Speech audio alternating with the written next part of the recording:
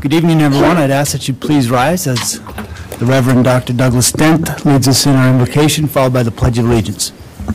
Thank you, Mr. Mayor. Members of Council, I invite you to pray with me. God of all life, you call us to live in community and teach us to care for one another after the pattern of Jesus Christ, your Son, our Lord.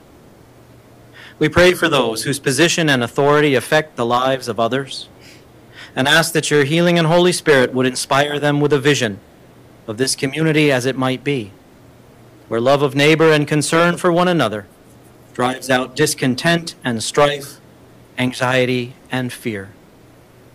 Help us all to work together with one heart and will, with sympathy and understanding, to serve the common good, to minister to people in trouble and despair, and to multiply true happiness among us.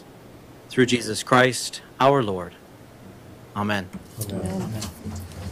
I pledge allegiance to the flag of the United States of America and to the republic for which it stands, one nation under God, indivisible, with liberty and justice for all.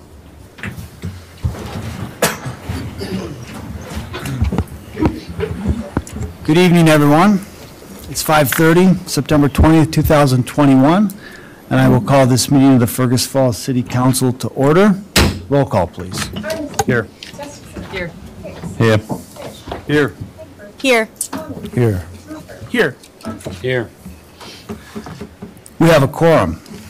First item of business on the agenda this evening is the approval of the agenda, and I will call on our city administrator, Andrew Bremseth. Good evening, Andrew. Yeah, good evening, Your Honor, council members. We do have two things to add to the agenda this evening. The first on the consent agenda is a resolution extending the purchase agreement for the dairy property between the city and the Port Authority to December 31st of this year. It currently is set to expire at the end of the month, and DNR needs to finalize their approval of the appraisal before that can close. And then at the end of old business this evening, Bridget Leonard is going to give us an update on the Aquatic Center project and that committee's work in regards to that project. Thank you, Andrew. And with that, we can approve the agenda through a motion to approve that amended agenda. I'll offer that. Thank you, Krista. Thank you, Jim. All in favor of that motion, say aye. Aye. Opposed, same sign. That motion carries. There are no public hearings this evening. There are no bids to award, and there are no petitions and communications. Under the consent agenda, there are 5 items presented, and with the addition also, the 6th item would be the extension of the purchase agreement on the dairy property to the end of the year, as Andrew mentioned. If anyone has any of those issues they would like to address individually, we can do that at this time. Seeing none, I would entertain a resolution. Resolution to adopt the consent agenda. Thank you, Tom. I'll second that. Thank you, Caroline. Roll call, please. Yes. Yes. Yes. Yes. Yes. Yes. Yes. Yes. That resolution is approved. Under ordinance and resolutions, tonight we have the second reading of Ordinance 13 dealing with public nuisances. This has been to the committee. It's had a first hearing. If there's any questions, we'll direct them to our city attorney. Roll call, please. Yes. Yes. Yes. Yes. Yes. Yes. Yes. Yes. That ordinance is approved. Item number 2 is we'll be looking for a resolution approving the 2022 fee schedule, and I'll call on our city finance director, Bill Salmore. Good evening, Bill. Good evening, Your Honor and Council. This was going to be on the consent agenda, but we had one more fee to add to the schedule. It's on page 13. And this is a fee that's mandated by the state of Minnesota, so we don't have control over it. However, we do charge the fee, so we wanted to make sure it was on our schedule. It's the Ignition Interlock Device Installation Fee. It's a $100 fee, and it's to have a police officer on standby at the time of installation in a car. So state law says you have to have a police officer there, and this is the fee then for that. So we're just adding that to what was presented to you and all those changes we had at committee. Thank you, Bill. And with that, I would entertain a resolution accepting the proposed fee schedule for 2022. Thank you, Brent. I'll second. Thank you, Krista. Any questions or comments for Bill? Roll call, please. Ferguson. Yes. Gustafson. Yes. Hicks. Yes. Fish. Yes. Hanford. Yes. Tallman. Yes. Hooper. Yes. Johnson. Yes. That resolution is approved. Item number 3 is a resolution approving and consenting to the issuance of $1,460,000 in general obligation bonds through the Fergus Falls Port Authority. And I, again, will call on our Finance Director, Bill Salmon. Yeah, I'll stay in my seat for this one because we're going to call up Doug Green, our municipal advisor, on the phone tonight. So he'll just, there's a few slides. We went through these at the Port Authority. So those of you that are Port Authority members as well, you've already heard this presentation. But what we'll be asking is for you as a city council to consent to that issuance. So I will dial him up right now.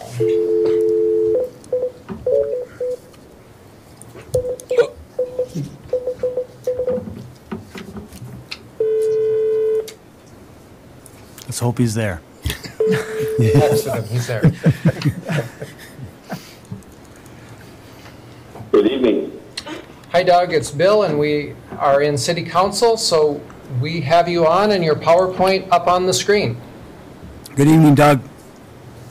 Good evening, Mayor, and good evening to all of you. With the apologies of the council members who have already heard this, I will just go through this presentation, and Bill, please feel free to jump in at any time. So before we get into the results of this sale, which were very successful, looking at slide 2, the project sources and uses.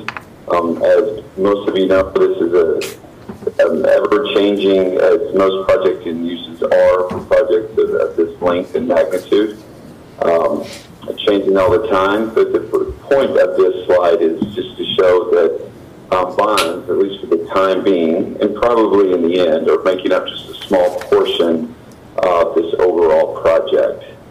So if we're looking, about at a almost $7 million project right now, we're issuing bonds for $1.4 million today, and with the possibility of issuing more next year, but that is just to be determined after we see how successful we are at the legislature and some other funding sources. Let me chime in there I'll just chime in for just a second there. So for everyone in the room, if you look at the bottom number there, it says city funding, bonds, MSA, and other of just about $3.4 million. Within that is the bonds we're issuing tonight, and then we have a request into the state legislature to be in the state bonding bill again next year for another $1 million. So that's in that as well as using some of our current funding for some of the pavement portions of things. So just wanted to point that out, reminding you we are in the bonding bill. We have a request going in for next year as well for that. Okay, Doug. Okay, on the next slide, see the results of the sale. We did just have 2 bids, not too surprising given the fact that this was a relatively small bond issue, just offering $1,465,000 over 15 years is a pretty small bond issue, so we're not going to get a whole lot of interest out there, but we knew that going in. But nonetheless, we received 2 very good aggressive bids. The winning bid from Northland Securities out of Minneapolis. A lot of their buyers for municipal bonds are regional banks, so hopefully these will end up back in that community. Winning bid, the true interest cost or true interest rate is 1.36. And the next one was about 1.5. So we reward the bonds based off true interest cost. That takes into account everything, how they price it, which is the coupons and yields, and the underwriter's fee. That all goes into that calculation. And again, even though there's only 2 bidders, these rates do reflect the current market. And as you can imagine, 1.36 is pretty low over 15 years. So I am comfortable that this does reflect the broader municipal market. So looking at the next slide, You may notice that this is always the case. We go out we offer a certain amount of bonds, $1,465,000, but that always changes a little bit because of the way they price them. And this one had a very small premium, which just simply means they offer more than 100% of the price. And we take that additional money and reduce the amount that we need to borrow. So we'll actually be considering the resolution for $1,460,000. The financing costs, which include the cost of issuance and underwriter's discount, changes just a little bit after the sale is completed. And then we were going in expecting around about a 1.6%, and it came in at 1.36, which reduces that average annual debt service just a little bit. So on the next slide is the credit rating scale, just for your reference. With each bond issue has to have a new credit rating. Those bondholders want to know, want the latest information on the condition of the city. The city's credit rating is currently general obligation credit rating is currently AA3, which you can see is a very high credit grade. And just to briefly summarize some of the things in the analysis, which this will sound familiar to you, the reasons for the very high credit score is strong financial position and annual budget performance that really reflects the healthy fund balances in the general fund and the other special revenue funds, and the strong cash position of the enterprise funds. Also, the very strong management policies in place and excellent budget to actual results. Which budget, considering the 22 budget that is year in and year out, it comes in, with this right on target or a slight surplus. So that's reflected in that score. And some of the things that are outside of your control, the fact that your economic center and healthcare hub certainly helps the credit rating. And then those things are outside of your control, the lower income levels compared to higher rated cities, which those cities are primarily in larger metro areas. So all in all, very successful sale, and I would certainly recommend approval of the sale of the bonds to Northland Securities. Thank you, Doug. Bill, did you have anything else to add? Nope, just the resolution is before you. Yeah, we have the resolution before us. We can entertain that before we have discussion. If anyone has any, would someone like to offer that resolution? I'll offer that. Thank you, Caroline. I'll second that, Your Honor. Thank you, Justin. Does anyone have any questions for Doug or Bill? And I'll just clarify, that amount in the resolution, what was in your packet was $1,465,000 principal. That's going down to $1,460,000. Thank you, Bill. Yep. Roll call, please. Armstrong. Yes. Josephson. Yes. Hicks. Yes. Fish. Yes. Hager. Yes. Fleming. Yes. Rupert. Yes. Thompson. Yes. That resolution is approved. Tonight we have... Thank you, Doug. I'll hang up. Thank you, Doug. Consideration of approving the 2022 preliminary budget in the amount of $43,121,792. And I will turn it over to our Finance Director, Bill Sommer. We went through the budget in detail on Wednesday morning, but I think Bill's going to give us a high-level overview. Thank you, Bill. Okay, thank you, Your Honor. Just gather my thoughts just a second here as we switch gears. So before you, we ask for you to approve a preliminary levy. We need to get that to Otter Tail County by the end of September so that they can then do their work with that for tax statements this fall. We'll then come back in December and hold a public meeting where the public will be allowed to speak as well at that meeting, and that needs to be at 6 p.m. or later. We'll be setting that for December 6th at 6 p.m. or later. As you said, Mayor, the proposed levy would be $7,058,500, and then the proposed budget would be $43,121,792. $1,792. So we went through that in detail at the committee meeting. I won't go through any more of that now, but just to know we're looking at that action tonight. We go to Otter Tail County with the levy. Then the tax levy committee will continue to work on this budget between now and December. We'll also be coming back to you with an analysis of franchise fees. We talked about that a bit as a way to add more funds into our street infrastructure, streets and street lighting, as well as we'll go through each of the enterprise funds, the water fund, sewer fund, refuse, stormwater. We'll do a deep dive into that analysis on those rates and come back to you and see what those should look like. Recall as a high level, you as a city council chose to do no tax levy increase for 2021 as we were dealing with COVID. So of course, you always have to do a little bit of catch up when you come back the following year. We did the same with utility rates. We did not make any changes to those rates for 2021. Again, we'll go back and look at those and see what we recommend for that and bring that back to you this fall as well. Thank you, Bill. And with that, someone like to offer a resolution approving that preliminary budget? Thank you, Brent. Oh, that's good. Thank you, Caroline. Discussion? Comments?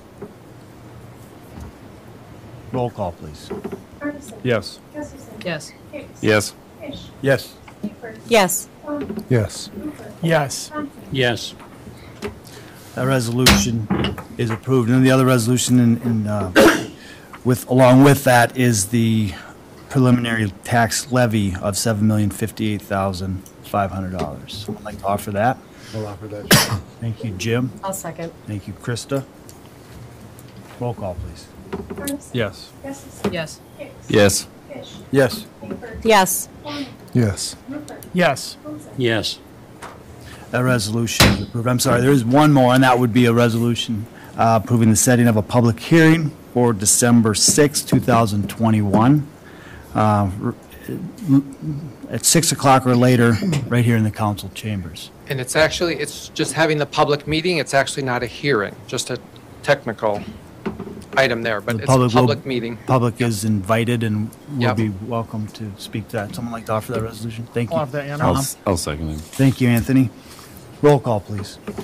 Yes. Yes. Yes. Yes. Yes. Yes.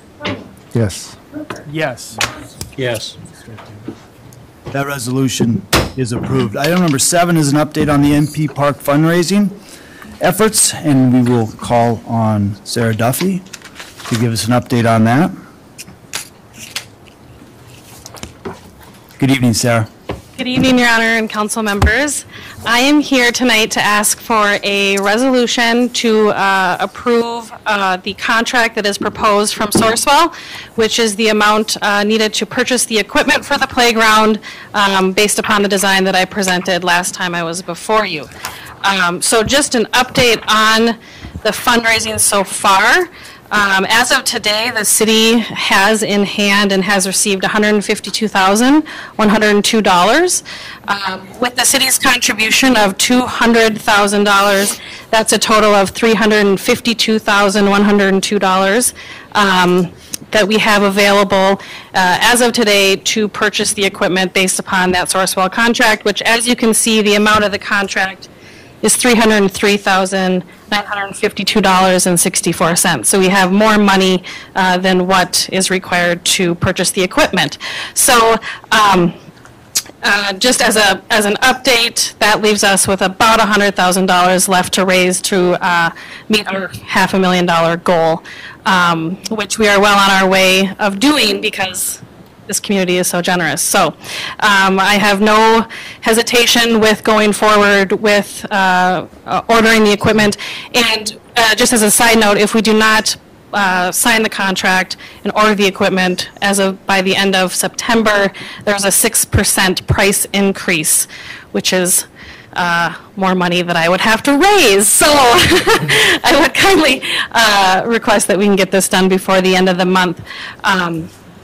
And I'm available to entertain any questions.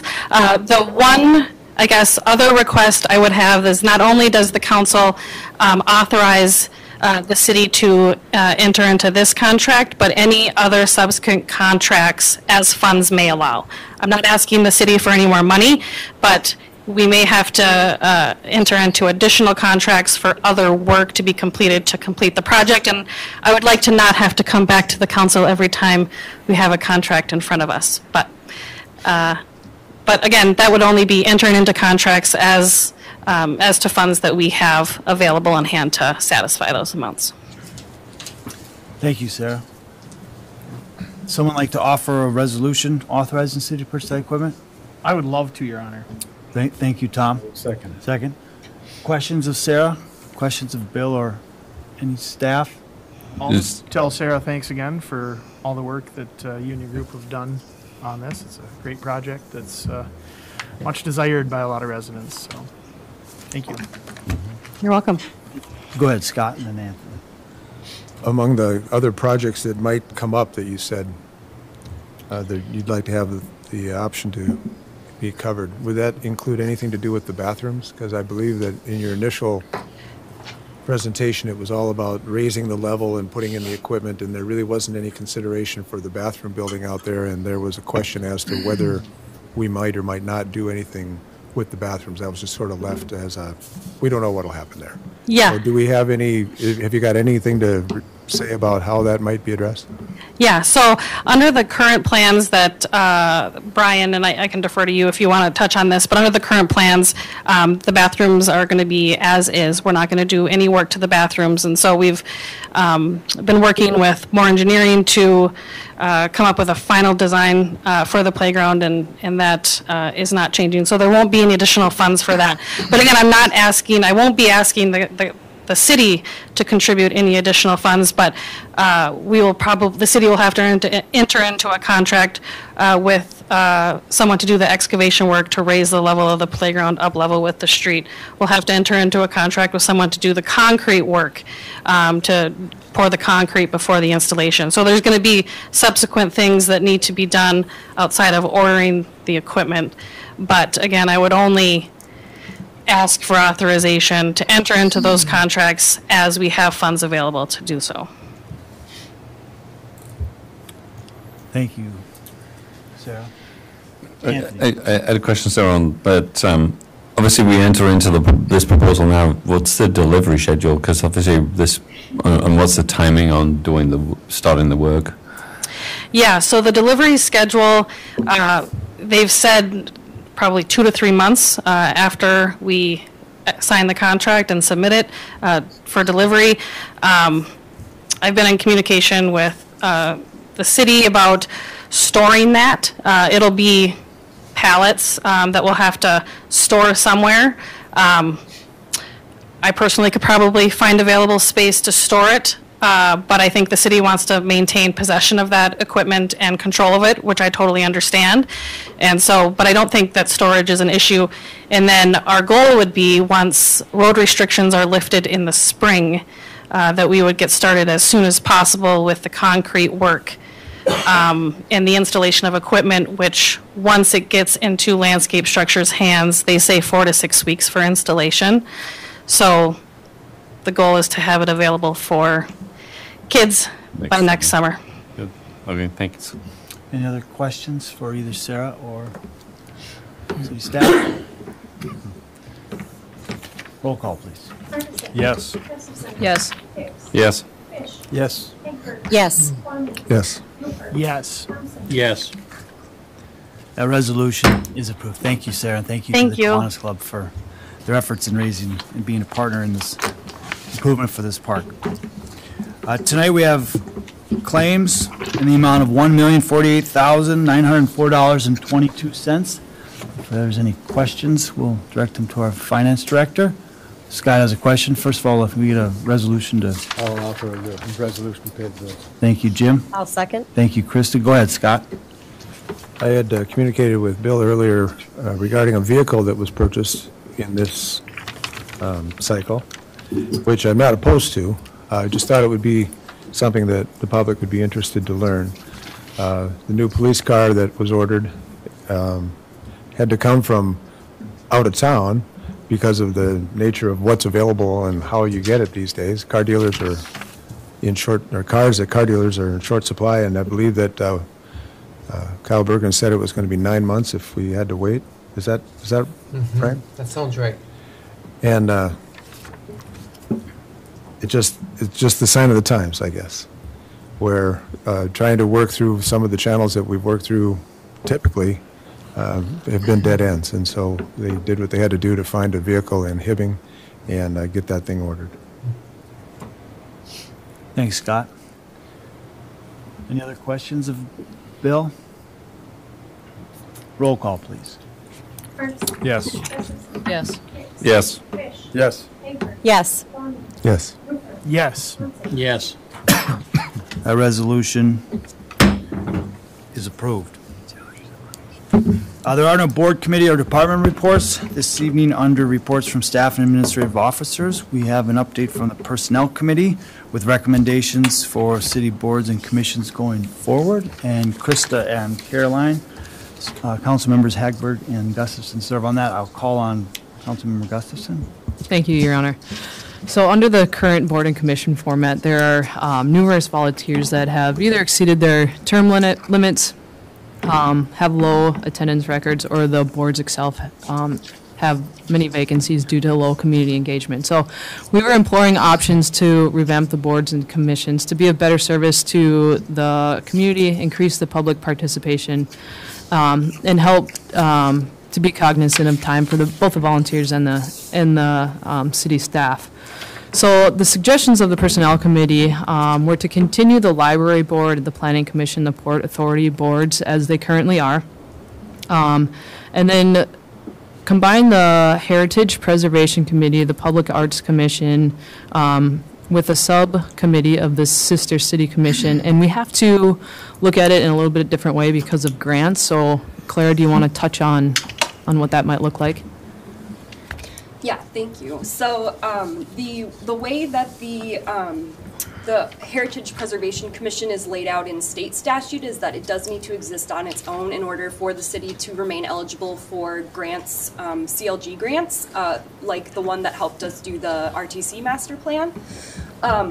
So my idea is, and I know this is going to sound insane a little bit, but I think it would benefit both the Heritage Preservation and the Public Arts Commission if we have what I'm calling an arts and culture symposium monthly. So the two groups are actually meeting essentially concurrently so that their work would be overlapping.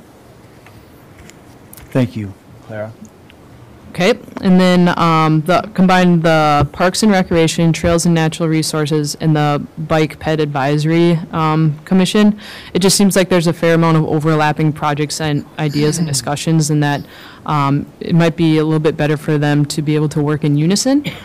And then have the Airport Advisory Board, the Human Rights Commission, and the Public Safety Advisory Board meet more on an ad hoc basis. Based on, if there's projects or specific focus or some sort of topic that would fuel an agenda item. With those ad hoc boards, obviously there's still a board, there's still a board chair, and there's still a city liaison.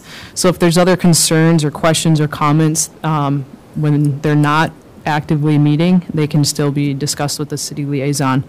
Krista, what else do you have to add? And with that, if there is an issue that is brought to the city liaison, the chair and that city staff person will then determine whether or not a meeting should be called and how that will work. And as far as applications, that is kind of already set.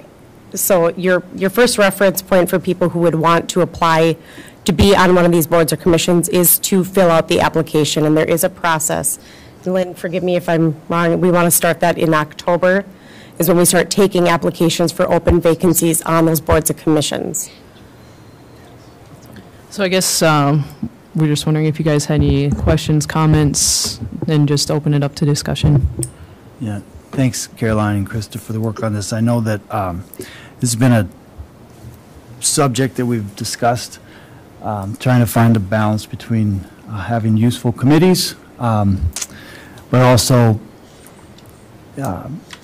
recognizing those citizens who want to actually participate and who want to give their time. And there are committees that have active participation, there are committees that don't have very active participation, so trying to strike that. I got a couple of questions then. Yeah, you bet. So I wanted to say, I think that this would change, would need a change in code, so I think that it's something we need to probably look at a little deeper. And then I would just mention, I know that one question I would have on the recommendation is that the Natural Resource Advisory Committee, I think they have a pretty good record of attendance, and there's a lot of expertise in the community that has devoted time to serving on that committee, and I think it's, definitely distinctly different from the work of the Bike PED and also the Park and Rec Committee. So I would personally like to see that committee codified in the code. I don't think they are. They're ad hoc right now, so that would be one recommendation that I would maybe ask that we could look at a little closer. But I think it's going to take a change in code. I think it's something we probably need to bring back and discuss at either a committee or a council level after people have had a chance to talk to some of the committee members. Anthony? Yeah, is there recommendations in terms of like term limits or increasing the size of the committees? If you're going to merge kind of 3 into 1? I don't think that the recommendation is to, to change any of that necessarily or to increase size, but just to make sure that we're being as cognizant about the time and effort that goes into each of those meetings. The board members themselves put in a lot of time and effort into that, and there may not be enough on an agenda as their committee stands to really make good use of their time, as well as the time and effort that it takes that city liaison and that city staff to get the ball rolling on certain things that they may want to look at or anything like that. So I think it's just more so trying to streamline the process of this and really get those engaged citizens making the best use of their time, and so that we're not really putting them in a space that they're not feeling that their work is valued or that they're not putting their voice out there. Thank you, Krista. So what's the procedure then? Do you guys have a recommendation as far as? I guess we could either have Ralph start updating the ordinances, or I think after listening to you chat a little bit, I think we should maybe bring it back to either a committee of whole or the next council meeting and make a decision then. Sure. And if we did have Rolf start working on the recommendations base, we can always change those ordinances and codes as they go along, as we get input. Is that accurate? I mean, at least we can start the process of updating. Sure. If you want to charge Clara with the responsibility to meet with me, and we can come forward with a proposed ordinance for your review, we're happy to do that. It sounds like you're wanting to maybe combine some of these committees and then maybe codify another, and we can work towards that, and at least you got something in front of you, and you can decide how you want to proceed with that. And I think it would also give those members of the committees that could be affected time to talk with us and be part of that conversation as well. But we're still continuing to move forward. Is that acceptable? I'll offer that. Someone like to make that? I think we do that by motion. Yep. Second, yes. Krista? Yep. Thank you. Any comments? Could we get then a list of current kind of committees and memberships and expiration dates circulated prior? Sure. We can bring that back when we bring back any language that we would change on that. Any other questions? All in favor of that motion, signify by saying aye. Aye. Opposed, same sign. That motion carries. Under old and unfinished business, we have 3 issues relating to public improvement 9768 to discuss this evening. And I'll turn it over to Andrew Brenseth. But before I do, I think that I believe there's some people in the audience who may want to address these issues. And so if you would, try to get my attention. But we are going to discuss these items individually. So I'd ask that if there's a particular item on here that you want to discuss, it's been brought back to the council that these are not going to be voted on or discussed individually. I'm sorry, as a group, they're going to be discussed and voted on individually. So I just ask anyone in the audience who wants to speak to any of them, please stick to the item that is at hand. Andrew? Yeah, thank you, Your Honor, council members. We did also have a request, before we jump into those three items, we did have a request from a council member to talk about the timeline of the project and the status of the project. And I'm going to call on my friends from Bolton and Mink just to real quickly cover the timeline and status of the project, and then we'll jump into these three individual items. So if Grant, if you want to, I think we can start there. It's not necessarily on the agenda, but we did have that request.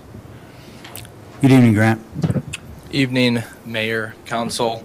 My name is Grant Cooper. I'm a project engineer with Bolton and Mink, and I'll just give you a brief update on the project schedule for the Downtown Riverfront Improvements Project, the Phase 1, which is the west portion of the project.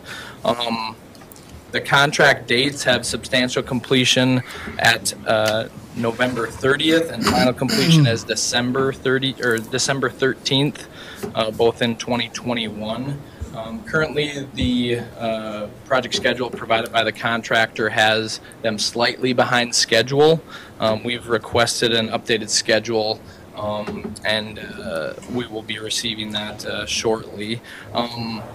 They have not had any requests for time extensions or anything like that, so they give us no reason to believe that they won't meet those completion dates. Phase 1, which is the southern portion of the project, is currently, as you know, in construction right now, consisting of the market structure and concrete work, things like that. That has completion date will be by the end of November, will be the Phase 1 where curb and gutter and concrete sidewalks, things like that, will be installed. Phase 2, which is the north portion, will begin in early October, anticipating start of October 4th for that. We have a milestone completion for that, which would be 22 days, I believe. And we put that constraint on there because we know that north portion of the parking lot affects businesses. That alleyway is used very regularly, and so we wanted to hold the contractor accountable to finish that in a timely manner, thus not affecting those businesses, or just affect them as least amount as possible. That's the update I have. Thank you, Grant. You can ask him a question. Yeah, go ahead, Anthony. I've had a couple of, obviously, of the businesses downtown mention about rain gutters. Do you know what the proposal is for rainwater runoff? We have requested the contractor provide pricing for attaching those rain gutters to the storm sewer. There is a storm sewer line underneath the alleyway, and so we're looking into connecting those. That was brought to our attention as well. Thanks. Thank you. And with that, we'll move to the discussion of the three items individually. Andrew, you want to lead that item? Yeah, thank you, Your Honor, council members. As the mayor mentioned, I believe the desire is to do these one at a time. So just to kick off the first one, I want to just mention why these items are before the council. I've heard a lot of people over the last few weeks ask why these are happening now and why they weren't part of the original project, and I think that's important to touch on.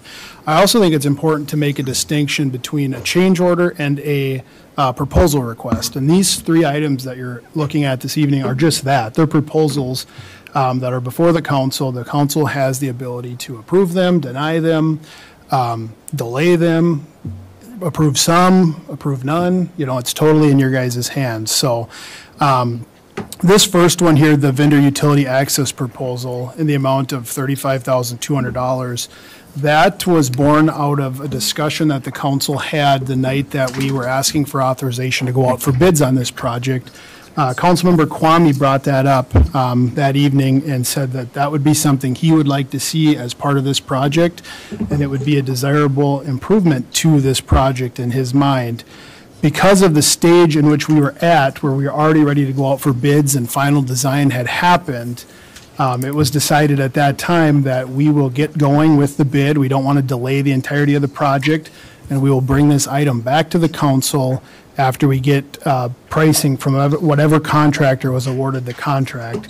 And that's why this item is coming here after the fact, because it was not part of the bid package, and this is the pricing that we were given from Comstock to complete the item as proposed that evening by Councilmember Kwame. So that's the reason why this is after the fact and wasn't part of the original bid package. And I believe Grant is going to share more of the fine details of what this specific proposal entails.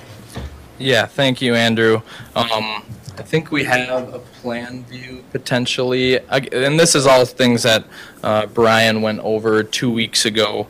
But basically, these two vendor utility hookups will consist of a water hookup, a sanitary sewer hookup, as well as a 50 amp electrical receptacle, and then a 20 amp electrical receptacle. So, could you slide it a little bit to the right? Yes. So the top bubble is kind of in the middle island, and then the right bubble is on an island adjacent to Court Street. And those are the two locations where these utility hookups will be provided. The pricing came in from the contractor at $35,224.27. We did some further investigation of these prices, and they are competitive with the industry standards, and would be recommended for approval based on that alone. If just based on price, they're acceptable. Thank you, Grant. And I guess it's back to the council for discussion. Would someone like to offer a resolution accepting? I'll offer the resolution. Thank you, Scott. Second. Tom, okay. Discussion on this one here. My comment would be that it seems kind of sad that we paid you guys kind of $850,000 as an architect and engineers, and it takes a council member to kind of come up with the utility thing. And it would have been nice to have seen them in the original proposal. So I think that's, you can call them proposals, you can call them change orders, and I kind of deal with them all the time. So, but, I think it's, they always come as an afterthought, and when you do them afterwards, you always pay a premium, and the contractor will tell you that, it always just delays projects. The more kind of things that you change on the fly once contracts are going, and that's my only comment. So, thanks, Anthony. Tom, I guess I would respond to Councilmember Hicks by saying there's probably all sorts of good ideas in every project that nobody's thought of yet, and we don't have any way of accounting for that. And again, thanks to Councilmember Kwame for coming up with the idea, because it's a great idea. And so, I mean, I think to criticize the firm for not coming up with every possible idea for a good project, I don't think that's really that fair. And this here is the way things are going. I mean, food trucks are expanding in popularity, and they just add so much to an event, especially the kinds of things that we're looking at doing downtown. So, I would say that they weren't included in the original proposal, or the original plan or whatever, and that happens in every project where you come up with good ideas along the way and try to make it work.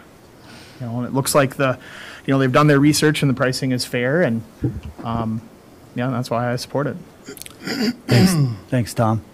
Any other discussion specifically on the vendor utility access? Roll call, please. Yes. Yes. No. Yes. Yes. Yes. Yes. Yes. The resolution is approved. Item number 2 is consideration of a brick column archway enhancement in the amount of $97,000, and I'll call on Andrew Gumseth. Yeah, thank you, Your Honor. Council members, again, I would like to answer the question that I've heard over the last few weeks as to why this is before the council now. And I will also just preface this by saying this is the one I've heard the most about. So this may have maybe the best discussion attached to it. So anyway, the brick column archway that was proposed in this proposal request was originally included within the project design. It was something that was in many of the renderings that folks saw, weighed in on. It was contemplated to be part of the project from very early on. And it was ultimately cut out of the project in an effort to trim cost or trim budget of the project. And then we added the design as it sits today. We were asked to look at what it might cost to add this back in and then allow the council to weigh whether or not it's worth the additional, this case, $97,000. So that's the question before you today. Again, it was part of the project. It was pulled out of the project to cut cost. And we wanted to just give you the option, here's what it would cost if this is something you want to do. And that's the question that's before you this evening. And Your Honor, if you want to add something to that, feel free. Yeah, I would just add that, as we look back over the 4 years this project has been talked about, proposed, and moved along, costs have continued to rise. And as we went to prepare for bid, there were things that needed to be cut. The visuals have always shown this particular improvement in. I think some of us came to expect that this was part of the project. But at the same time, we do need to be cognizant of what's reasonable. And we did a good job of going out and raising private funds. So I think to ask ourselves, are we going to spend $97,000 of taxpayer money to improve the brick facade on the sign, I think is unreasonable.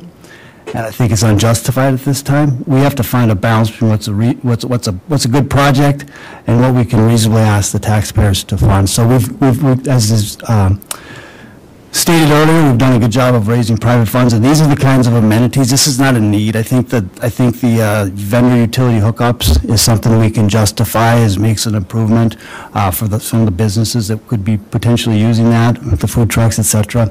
This is simply something that would be nice. It's not in the budget, and I don't support this. I don't think that it's reasonable to ask the taxpayers to pay for this. I do think that these are the kind of improvements that we can go out and raise private funds for if we want to make these improvements. So anyway, that's my thoughts, and it's up to the council how they want to proceed with this. Just a second, John. I'll let the council get a resolution on the floor. If anyone chooses to make a resolution that we move forward this, Your Honor, I'll make the resolution. We deny enhancement number 2 brick column archway. Resolution to deny that. I'll second it. Second motion or a resolution to second to deny. Let's make it in the affirmative, and anyone who wants to deny can vote against it. How's that? I think it's always better to make the motion in the affirmative so that you can vote it down. Your Honor, I will make the motion acceptable? To approve the resolution approving enhancement number 2. I won't second that. Someone want to second? You're not even going to have anything attached to that at all. I understand. Someone like to second it? I'll second. Thank you, Tom. Just to be clear, to vote against this is to not support the enhancement. Any further So we're voting no for no. Yes, you're voting no for no. Voting no for no. Correct, I think. Yeah, John, I saw your hand. Yes, go ahead, Scott. And so if I understand it right, we'd still end up with the arching sign. It would just have steel columns with small brick pedestals on either side rather than the taller brick columns. That's the biggest feature that people would notice, correct? Correct. The other piece of this puzzle that I think is significant, though, is the light fixtures at $16,000. The steel column design didn't have any lighting in it at all. Frankly, I think that's a mistake. I think that it's appropriate and would be correct to have lighting in this. And so we may end up voting this down or up or whatever, but if it happens to go down, maybe another option will come where we have the opportunity to put lighting into this. The kinds of activities that take place when you're talking events often are at night, and I think it would be very appropriate for this structure to have some lighting in it. There's going to be lighting along the river walk, the street lighting and stuff that's included in the package. I think the signage ought to have some lighting in it as well. Thanks, Scott. I wouldn't disagree, but I also would think that this sign has become symbolic, and I think we need to look to the private sector, private contributions on some of these improvements. So, yes, Scott. Could we be reminded how much of the private funding has already been secured for this? Because it's several $100,000, isn't it, already? There's over 1.1 million in private funding, so. Okay. It seems like there's been a fair amount already raised, and so now the question is, are we going to go and raise an additional 80 or 100,000 for this? Or can we say that of what we've raised already, just apply it to this? You could look at it that way. Sure. Thanks, Scott. Any other comments from the council? I think John Strauch had a comment. Would you like to make a comment, John? Yes. Feel free, please. Your Honor, council members, I duly respect all the comments here and appreciate your input. A lot of the people I have talked to in the city, they don't quite understand what's actually being built there, and I know you've tried to do your best to get it out to people. I talked to Ben a while back, and I suggested that we put some literature together in our utility bills, which would get it to every person in Fergus Falls and let them be aware of what's being built, how it's being done, what it's costing the taxpayers, what's being funded by private donations, the state. And I feel strongly that, yes, we should stick with the design without the brick, because it was pulled because we wanted to keep it within a budget. We can always try to find something that looks better or that we might want, but ultimately, where's the cost coming from? And if you or anybody else wants to come up with the $50,000 or $100,000, I would say, great. If you can get private people to donate $100,000, put the brick up. But unless it comes from the private people, I think we should stay with the original plan of what we have. And as far as the donations going towards this, I disagree. The donations are going for the project in whole. I think we should stay with that. Thank you, John. Any other comments from the council before we call for the vote?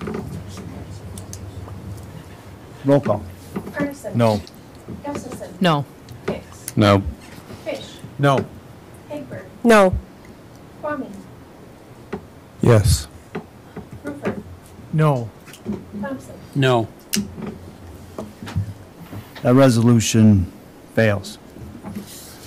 Item number 3 is a consideration of a rain garden proposal in the amount of $23,000 for Public Improvement 9768. And again, I'll call on Andrew Brumsack. Yeah, thank you, Your Honor, council members. Just real quickly here, why this is presenting itself now and not before. This project was designed to meet minimum standards in regards to stormwater, and the project as bid does just that. Brian, the city engineer, and others met with the Natural Resources Advisory Committee, or at least members of the committee, on site after the bid documents were created, and we went through that process. And they suggested what's before you this evening as ways to further enhance stormwater management efforts on the site. What's being proposed would treat more of that stormwater on site in a way that the existing design does not, before then ultimately it goes into the stormwater system or into the river. So this is an enhancement to minimum standards if the council feels that treating stormwater in this regard is important to them. So that's where this is coming from. That consultation with the Natural Resources Advisory representatives came after the project was finalized, and that was their desire to have the council consider these additional enhancements. Yeah, you bet. And we do have the co-chairs from the Natural Resources Advisory Committee, so I'll call on them, but go ahead, Justin. Well, just, if I may, Your Honor, I'm on the liaison for the city side on that board as well, and so I'll make the motion that we approve the enhancement for number 3. Resolution, thank Resolution. you. Resolution, yeah, thank you, Justin. I'll second. Thank you, Tom. And if I may, I just yes, have maybe a please. clarifying question for Mr. Hicks for the question about water runoff. Was that on rain gutter in the back of the building? Yep. Yeah, it's on the businesses that run on the alleyway. The roof rain, a lot of those don't have spouts, and so it just falls.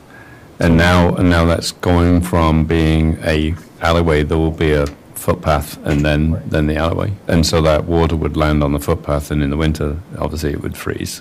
Makes complete sense. And so the gutters wouldn't be tied into this potential rain garden. That would be something separate. You had mentioned earlier going into the... Yes, that would be something separate. If we did not tie in the rain gutters and some of these would probably flow to the rain garden, but no, these what Councilmember Hicks mentioned was tying those directly into the storm sewer, those roof drains, to get the water off of the sidewalk. So this would just be the rain collected on the pavement or the asphalt? Yes. Or the parking lot? Yep, it'd be on the western portion of the parking lot. Thank you. Thanks, Grant. So we have a resolution. I did want to call on Karen Terry and Eric Antonison from the Natural Resource Advisory Committee. Just being that you took the time to be here, give us a little background, if you would, about how this came to be. Absolutely. Thank you, Mr. Thank you Mayor, for being here, Karen. Council, staff. I'm Karen Terry. Eric Antonison and I, we co-chair the Natural Resources Advisory Committee. And we're here because we were asked to come and talk about rain gardens sort of in general, and then specifically this one. If you have questions about it, we will do our best to address those. We have to go back for rain gardens. We have to talk about what that stormwater runoff is. Every drop of water that falls, every a drop of snow that melts, that runs somewhere, right? It either evaporates off or it runs over the ground, and when it runs across the ground, it picks up dirt and pollution and all sorts of nasty stuff, and it's going to flow downhill. Water goes downhill. So it's going, in this case, going directly to the river. Throughout the city, some of it goes into Lake Alice, some of it goes into wetlands, some of it goes into other small bodies of water that we have in the city. In this case, it goes right into the Otter Tail River. So that's sort of why it matters. So what we're trying to do is stop some of that water that runs across the surface. When it runs across the surface, picks stuff up. If we can stop it somewhere, it has the opportunity to infiltrate into the ground, and when that happens, it cleans it up. Just that natural filtering of going through the dirt, the soil, cleans it up. So we want to reduce the amount of pollution that gets into our water bodies. So we are an MS4 community. In this particular site, that doesn't make a difference. We are not mandated to go over and above what we are already doing, but we are an MS4 community, and other places that makes a difference. So we can choose to treat our water at the site, and that's what we're doing. So we're looking at reducing how much sediment goes in. That's dirt. And somebody earlier mentioned what's going on at Hannah Park and filling in the river there. That's sediment getting into the river and filling it up. So we can stop some of that phosphorus, which leads to algae blooms, which we see and have a problem with in this city, as we do statewide. We can reduce that phosphorus by slowing down the amount of pollution that goes. Also, it collects garbage, litter, right? Some solids that would end up going into our water bodies. It collects some of that. Oil, other kinds of fluids and things that come off of our cars and end up on the pavement, that gets washed off, goes into the river and into the water bodies if we don't stop it somewhere. And then salt, which of course we use a lot of in the winter time, that ends up going into the water bodies, and we're trying to stop that. So that's kind of it in a nutshell for the stormwater side of it. The water carries pollution. We're trying to stop that, and rain gardens is a really good tool to get that done. So I'll turn to Eric for the other kind of part of that. Yeah, so another component to the rain gardens is oftentimes you use, in this case, it is native plants. And the city of Fergus Falls has an opportunity to put in another nice native feature here. We have decided to be a pollinator city. We have the Mayor's Monarch Pledge. We're pursuing the opportunity to become the first Prairie City USA. It makes a lot of sense to have a native space in this particular project. There are all kinds of benefits there. I'm not going to get into all of them. The main one, though, is providing something for the pollinators. I'll just mention we had the wonderful opportunity to go up and see one of the plantings that's happened at the golf course. And it's not a rain garden, but it's native plants. And we went up there a few weeks ago. Monarchs everywhere. When you hear about monarch populations in decline, we went up there, monarchs everywhere. That's what we would like to see happen here, something to that effect. Not just helping monarchs, but other things as well. So the native plants is another component to this that I think should be considered. And the last one that's not really part of our committee, but it is in a way, this would lend an additional bright spot in there, you know, the aesthetic component. You go down there and where normally it would be curb and gutter and whatnot, you visitors to our city, residents of our city get down there and they see this beautiful garden. That's our hope. So. Thanks, Eric. I would just add briefly that, you know, as we discussed Lake Alice over the last several years and how we could improve the quality of the water in there, which ultimately flows into the Otter Tail River.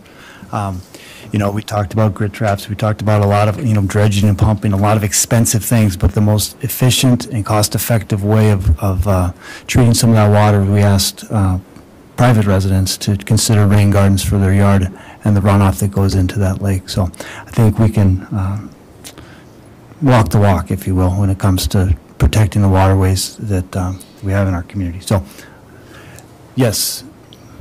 Comment? Yes, please, Scott. When this is, assuming this passes and it is completed, the details for the design of it have to do with what's planted and where it is and all that, but I don't believe there's anything included that would include a signage, anything that would describe what this is or why it's here. And to the degree that something along those lines could be added down the road, not only in this site, but elsewhere in the city where these things have been done. For example, up around Lake Alice on the north end, there's a wide area that has been planted into native plantings. And I have visitors, because I live in that neighborhood, that'll come and they wonder about it. And if you're walking the lake and you're not familiar with the story, to find something like that and wonder, you know, why is it this way, without any kind of signage to describe, you know, who did it, why it's that way, it loses something that could otherwise be a real positive. So I'd like to see something like that come. I don't believe it's part of what's being proposed, but I'd like to see something like that come from this committee at some point. Thanks, Scott. Jim? I can attest to the monarch butterflies. That new planting that they just did between holes 12 and 13 was just loaded the other day. They were all over the place. Beautiful. Mm-hmm. Wow factor. Yeah. Tom? And I'll just make a comment that, I mean, we're ahead of the curve with this, because we're going to be, and correct me if I'm wrong, but we're going to be seeing the need for more and more and more of these types of things as we come to grips with the reality of climate change and the increased frequency of extreme weather events. So, I mean, this is going to become the norm, because we're going to have rainfalls with more water than anybody could have ever imagined. I was doing a little bit of looking this morning, and I saw that the city of Maple Grove has over 700 rain gardens in private properties and 60-some on public spaces. It's not unusual. That's just one city. There were lots that I could have looked at. Yeah, the rain gardens really offer a variety of benefits instead of just treating the stormwater. So you get multiple benefits, so they're more popular, I think, than some of the other tools because of that. And then just one last comment I'd make. I know the Natural Resource Advisory Committee made several recommendations. Not every single one of them was adopted, as we, again, try to find a reasonable project that takes into cost considerations as well. So, but this is the primary one that you guys recommended, and the others. Okay, just wanted to make that clarification. Any last comments? Yes, Scott? Comment. I'm sure there are those who are wondering, it's still an extra expense. And so if we're going to spend $24,000 on this that we hadn't planned on, where's the money going to come from? So for what it's worth, it's specifically a stormwater project.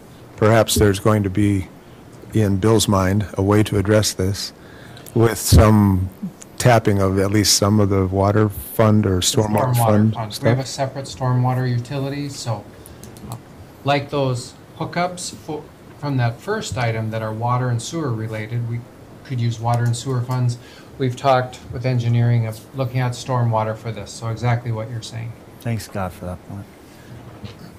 Okay, roll call, please. Is it possible just to know where physically it's going to go? And thanks, Eric and Karen. Kind of right across Question from is, the market, isn't it? It'd be on the western western side, just right adjacent to Union Avenue. I'm at the market. It's in the store. northwest corner. Next page. The next page, I think. One back. Go up one more, right there. So if you go up to the circled in red, up right there, circled in red. So Union Avenue, that's directly adjacent to Union Avenue on the western side of the project. So how big is this thing? It is 9 by 30. Any other questions? Roll call, please. Arneson. Yes. Gustafson. Yes. Hicks. No. Fish. Yes. Haber. Yes. Kwame. Yes. Rupert. Yes. Thompson. No. That resolution is approved. Yeah, Your Honor, thank you, council members. Bolton and Mink has one more thing to share in regards to an upcoming change order. And again, that's why I wanted to make the distinction between these proposals and then this change order that they're going to give us a heads up on and then give us some more information about that. Good evening, Mayor and council members. I'm Kevin Bittner. I'm a principal engineer with Bolton and Mink.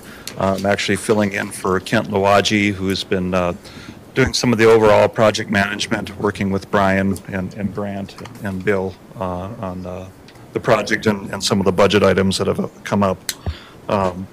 As you're aware, as you saw through your bonding bill presentation, your project is receiving a mix of state and local grant funds for the project.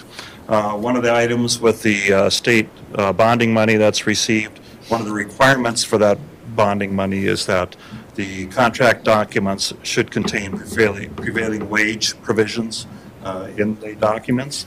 If you're not familiar with prevailing wages, that's basically the state establishes certain wage rates for the workers on a construction project, and that's the wage rates that are established that must be paid by the contractor to their workers. And so those prevailing wages were not, those provisions were not included in the bidding documents. And so in order to preserve our state bonding money on this project, we have to include that or add that requirement via change order. So we're in the process of negotiating that requirement with Comstock, and by the looks of it, by the initial estimates that they've provided, we're looking at about a $670,000 change order add to the project. This would increase the overall construction contract to about $3.9 million. As you also saw through some of the bonding displays, the overall budget for this particular phase was established at about $4.2 million. And that includes obviously construction and some of the other cost associated engineering fees and so forth. In order to bring that project cost back within close to budget, Bolton and Mink is proposing to reduce our engineering fees in this phase of the project by $468,000. That would leave approximately $210,000 of that change order to be accounted for by on the city budget. With prevailing wages, when those are part of the contract, those wage rates typically raise the overall cost of the project.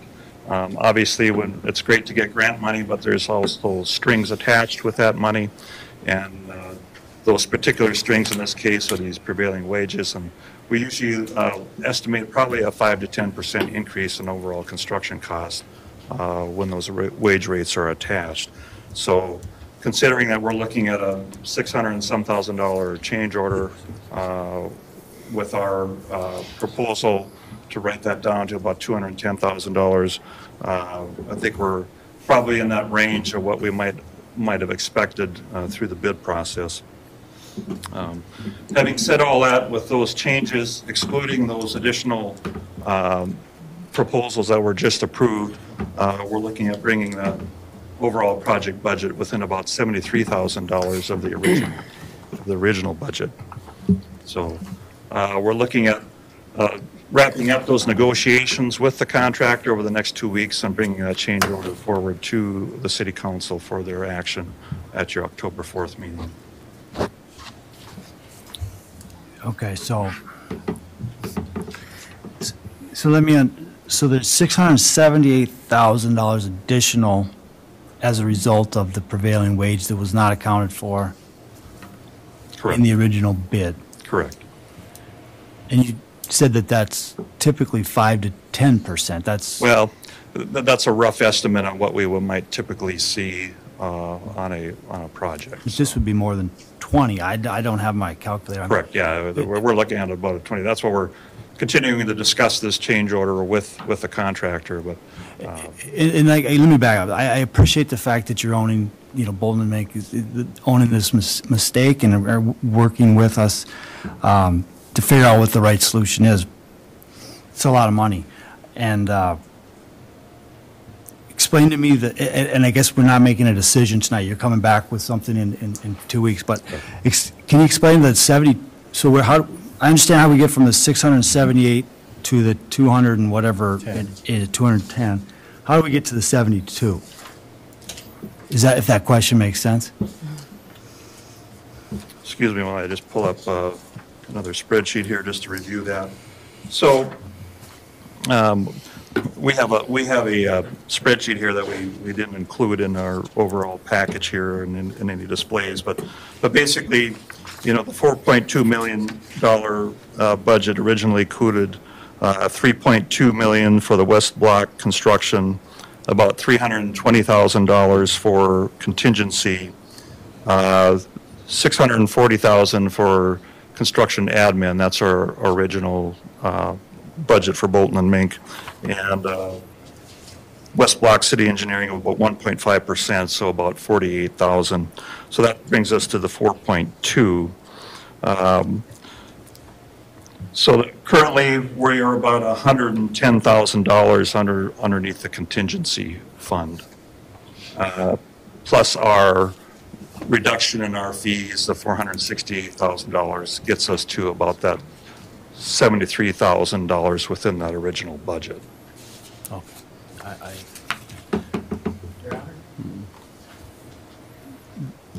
Is that over? So how much of the contingency is left? None. We're over. No. Yeah. Currently, we're showing $110,000 left in the contingency, but that would be part of the budget reduction. So are there going to be, so there's ongoing negotiations with the contractor, as you mentioned. Is there going to be some options brought back to the council as far as, what's the possible ways to make that money up is? Like we said, we've changed the budget a number of times to try to stay within particular parameters. So I'm assuming there'll be some options that'll be brought back to this body to make an action on? Well, currently this is where we stand right now based on our current negotiations. We hope that we can get a greater understanding of where the contractor's at with his current cost. We're hopeful that we can bring some of those costs down in terms of their change order.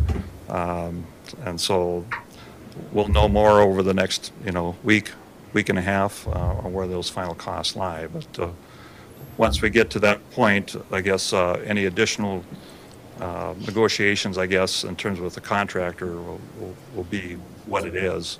And like I said, our offer of reducing our budget is an offer.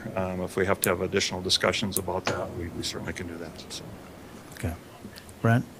The contingency that you have, is that just for phase one, or is that combined with phase 1 and 2? My understanding is that's just the phase 1 contingency. Phase 1, okay. Other questions? John, did you have another comment? Can I speak? Please do. Well, Your Honor, Councilman. Come on up to just so the public can hear you, John.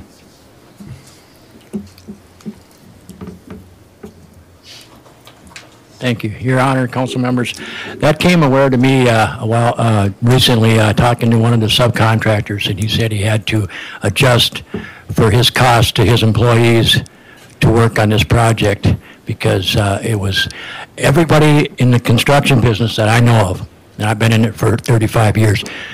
When you work for a government project, government money, you have to pay prevailing wages.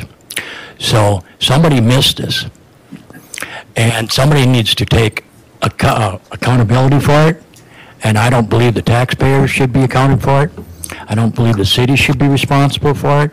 I believe we should look back and find out, this project's been in the making for a long time. You guys figured out where you're going to get government money, bonding. Somebody needed to figure out, okay, you got to have prevailing wages. That's a no-brainer. So I think we need to go back and figure this out. Thank you. Thanks, John. Thanks, John. I think that's what we'll attempt to do with continued negotiations with the engineers, the contractor, and the city. So, with that, we're going to move to an update from Bridget Leonard on the Aquatic Center. Good evening, Bridget. Good evening, Mayor, council members. Follow that act. Okay, shake it off, everybody. We're going to talk about something really fun and really positive and happy. I don't know about you, but it was hot this summer, and as I would drive around town and see a kid or a couple kids on a bike in 90-degree weather sweating up and down our hilly streets, I'd say, gosh, I wish they had a pool to go swim and meet up with their friends. So seeing that this summer and having our hot weather really renewed my commitment, and I think the commitment of our committee to continue to pursue this outdoor aquatics facility. So really brief, I know it's getting late, just a couple minutes of your time. I think everyone's aware that the committee has been working on this project for a number of years. It's composed of community members like myself, council members, and city staff. The city thus far has approved this committee moving forward with an outdoor recreational facility. We had a consultant hired that helped us with scope and design and how big and kind of what amenities are trending and cost and operations. But that was 2017, and so COVID really slowed us down and kind of tapped the brakes on all of our progress. The initial goal prior to COVID was that we would get the legislators to approve us to do a sales tax ballot question on the 2020 ballot. That was delayed because there wasn't a tax bill in 2020. So in 2021, this past session, that legislation was approved, that our city could have a ballot question about whether to issue a sales tax for an aquatic center. So at this point, what really needs to happen from our committee standpoint is really finalizing a design and a cost so that we can continue our work with educating the public on what this is, so people know what they're voting for or against, and really kind of finalizing those details. So I think the ask tonight, or what we're asking you to consider as a council, is directing city staff to finalize that design and have a cost associated with that. Thanks, Bridget. And I'm assuming that all three of the there's two projects that currently were approved as part of the legislation this year, is that correct? That's correct. The D Lagoon enhancements and the Aquatic Center, which would then go to the voters. And I think it's obviously, please correct me if I'm wrong, but I think it's the responsibility of the city to have accurate numbers for the voters to vote for or against this project, right? On both those projects, not just the Aquatic Center, but also the D Lagoon.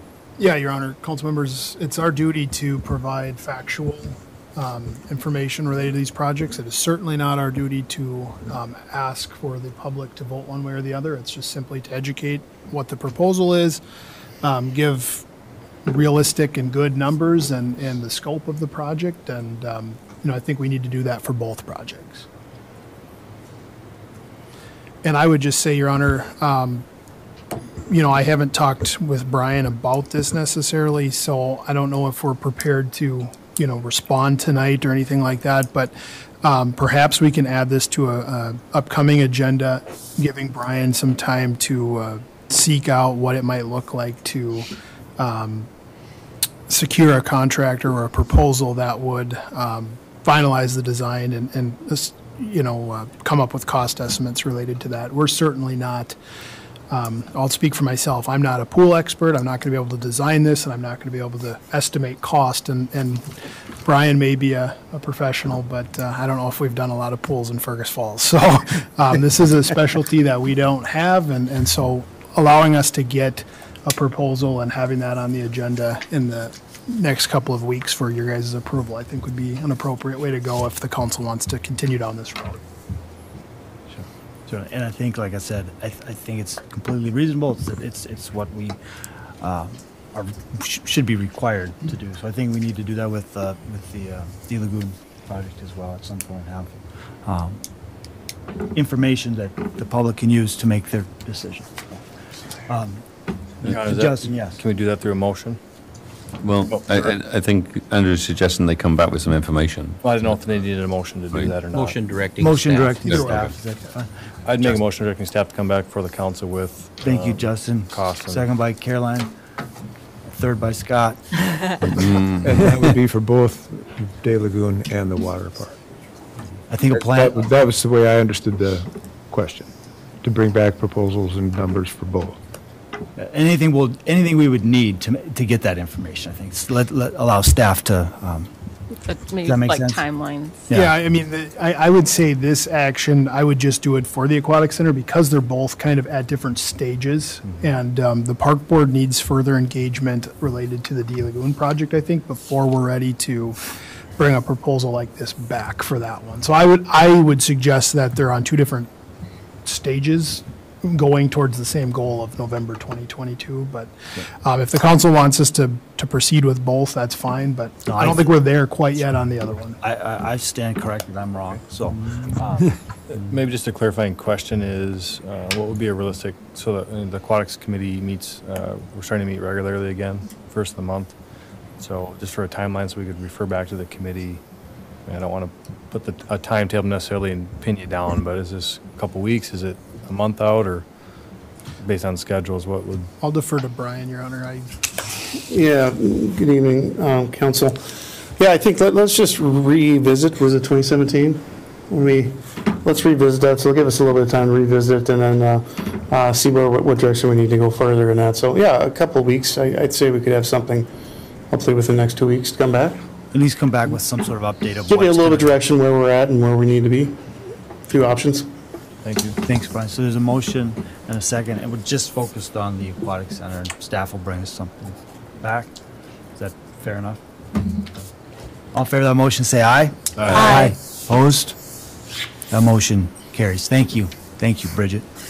And with that, I do not believe there's any other business to come before the council. We're adjourned. Thank you, Mayor.